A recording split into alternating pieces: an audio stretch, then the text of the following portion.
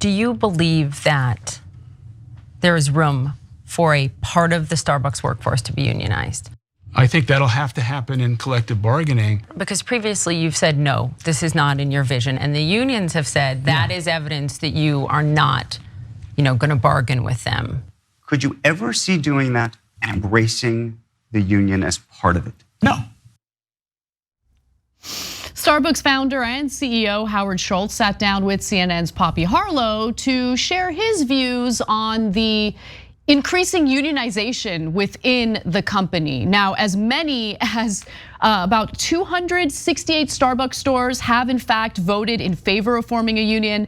Now, Howard Schultz came back from retirement specifically to squash these unionization efforts, and luckily he hasn't succeeded.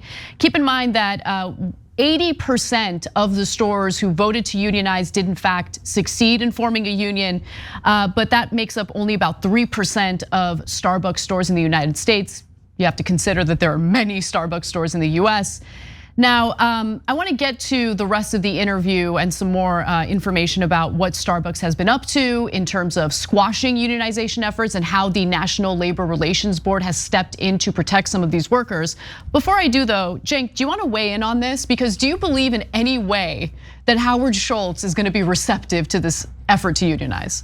Well, so I think it's a little bit complicated. I think that when he started, he actually believed the things that he was saying, right? But people change based on the culture that they're in. That's just a fact for all of humanity.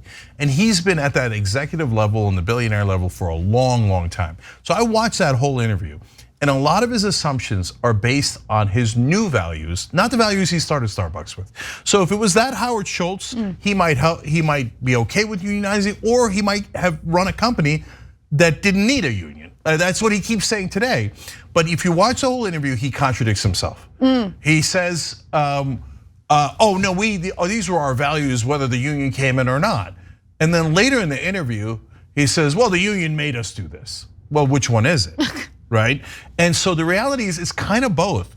He started with those values, in my opinion, okay? And now whenever he talks, he's always like, hey, I got shareholders' value. And he said in the interview, hey, in the 10 months I've been back, our stock has gone up $40 billion. I know, but wouldn't that tell you that you could then afford a union? But he thinks, no, he's talking to other rich people and telling them, look at how great I am. I'm both magnanimous and making tons of money. Yeah, shareholders aren't interested in what Starbucks can afford to spend money on, other than returns on investment for the shareholders. Of course, they want maximum returns. So his personal values don't really matter. His actions matter, right? And his actions have been to fire some of the workers who were unionizing their workplace. No, that's my point. Yeah. He has new values and doesn't realize it. Now his values are, and he says it in the interview, maximizing shareholder value, right? No, values were supposed to be about morality. They weren't supposed to be about the value of the stock price. Yeah, it's not like a year-end job performance review, okay? That's not what values are, okay? So let's go to some more of his video here. We'll also give you some details on why the workers want to unionize in a minute, but let's get to some more video.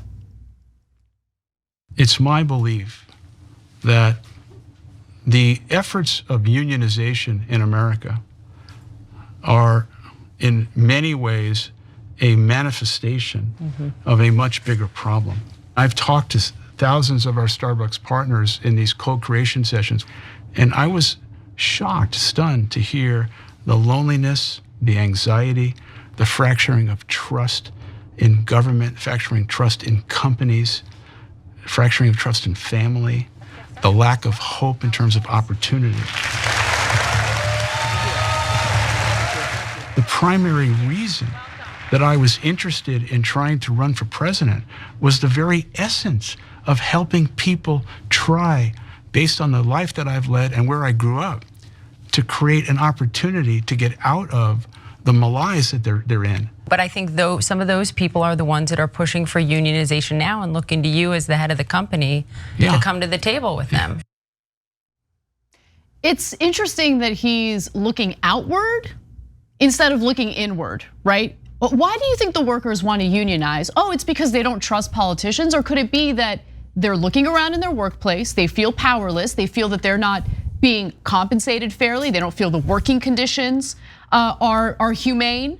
And so they want to have a seat at the table and the ability to collectively bargain with the employer in regard to these issues that have a very real material impact on their day-to-day lives. Yeah, Anna, there's a second disconnect that we don't talk about enough. We just earlier in the show talked about the culture wars and how that creates a disconnect in the country between the right wing and the left wing when we actually share economic interests, right? In this case, this is the economic disconnect. So I've talked to people that are in the same culture as Howard Schultz, let's put it that way. And they genuinely don't get it, as Howard Schultz showed you in that clip. He's like, they seem like they've lost faith in government and companies. And he's like bewildered as to why. I can tell you, Howard, it's super easy because those companies pay off those politicians through campaign contributions and then get deregulations and lower taxes and every advantage you could possibly imagine. We can't even negotiate our own drug prices. Meanwhile, people die because they're rationing insulin and other drugs and they can't get any higher wages. And we're being crushed by those companies that you value so much, that you think are God's gift to humanity. No, those are the corporate machines that are steamrolling the American citizens. And he genuinely doesn't get, by the way, it's not just him. Almost no one in power gets it. They think, what? Why are you guys losing faith in these great companies and government that we have? It's working out great for me. Yeah, it's working out great for you. For you, exactly. So why don't we actually hear from Starbucks workers? Howard Schultz should maybe sit down and listen to these workers himself, because it seems like he doesn't even understand what is motivating them to want to unionize in the first place. So what do the employees say? Let's hear from a 20-year veteran worker at Starbucks named Daniela. Let's watch. The communication between higher-ups and our stores started to become non-existent. They introduced so many new things like components to drinks, mobile orders, deliveries. We were never given the tools to make that happen properly. We were doing all this extra work and we weren't getting paid for what we think that we were worth. I worked at Coffee Bean and Tea Leaf while I was in undergrad, and it is an incredibly difficult job. It is fast-paced, you're on your feet the entire shift. You deal with customers who are incredibly rude, they want their coffee. I had a hot latte literally thrown on me on my very last day of work, okay? It is an incredibly difficult job. And Starbucks, its profitability is dependent on these workers. And they're looking at what they're getting paid relative to what the corporation is making off of their labor. And they want a bigger piece of that pie, and quite frankly, they deserve a bigger piece of that pie. That is why they are unionizing, Cenk. So Howard Schultz gets frustrated, and look, I run this company as well, so I understand both sides. And so he says, well, look, they say they want a seat at the table and they want more say in what we do. I don't get it, I don't know what that means. Well, if they mean, hey, listen, don't introduce the frappe because the grande is working out with the venti, whatever. Look, you weren't part of the market research. You're not involved in finance or the marketing angle of it. So I have some sympathy for, everybody has a specialty, and I'm not sure that you're gonna, all the pieces of the puzzle. So okay, fine. But when they talk about economic seat at the table, but Howard, you keep bragging about the $40 billion you just added over the last 10 months. You can't then turn around and say, no, I can't share a bigger piece of the pie with my workers. And then tell me that you have these great values he came up with in the 1970s that you're not at all applying today. In fact, you keep referencing that part of the interview, and I think that was a telling part because he said the quiet part out loud, right? Yeah. So why don't we go to that where he brags about the profitability of Starbucks and his performance? You've said that unions are contrary to Starbucks' vision. Yes. And that's your vision. Well, it's not only my vision. I think the 51-year history of Starbucks is a vision, a collective group of people that believe in doing everything to create value for our people so that we can create value for our shareholders, and we've done that. Value for our shareholders. Understand that under this model, under this system, that is the first priority. That is the most important part of running a business in the United States if it is a publicly traded company, as Starbucks is. Let me just give a few statistics here, some numbers, because you made a really good point, Cenk, about how there's enough wealth here, enough revenue being generated, enough profit being generated, that unionizing doesn't necessarily mean that it's gonna hurt the company. And in fact, with hundreds of these stores now unionized, it appears that it hasn't hurt the bottom line for Starbucks. First, when the organizing started, Starbucks reported a 31% annual growth in profits in 2021. The year workers began unionizing, as well as $8.1 billion just in the fourth quarter of that year. And guess what? They're doing even better now. They're doing even better now. So Starbucks has pulled in record sales in 2022. In the latest fiscal quarter, sales in North America were up 11% compared to the same period in 2021. Now, the sales are up because there are workers behind the counter at the cash register, taking the orders, making the orders, and getting the product out to the consumer. There is no profit and there is no revenue without those individuals. They deserve a bigger piece of the pie. That's not saying that they deserve, a disproportionate piece of the pie, but they certainly deserve more than they're getting paid now, and they deserve better working conditions, including the tools necessary to carry out whatever new initiative Starbucks has or new product Starbucks has. So last two things from me. One is $8 billion in a quarter means that and assuming the fourth quarter is a little bit better than the other quarters, is around $30 billion in not revenue, but profits per year, okay? Nuts. Don't tell me that you don't have enough for the workers. One of our members wrote in, Flux wrote in, I worked for Starbucks for 8 years and the mission statement was always something we prided ourselves on. The mission statement used to be essentially, when we take care of you, you take care of us. But if you're making $30 billion in profit, and they've got to unionize to get better wages and other benefits, are you really taking care of them?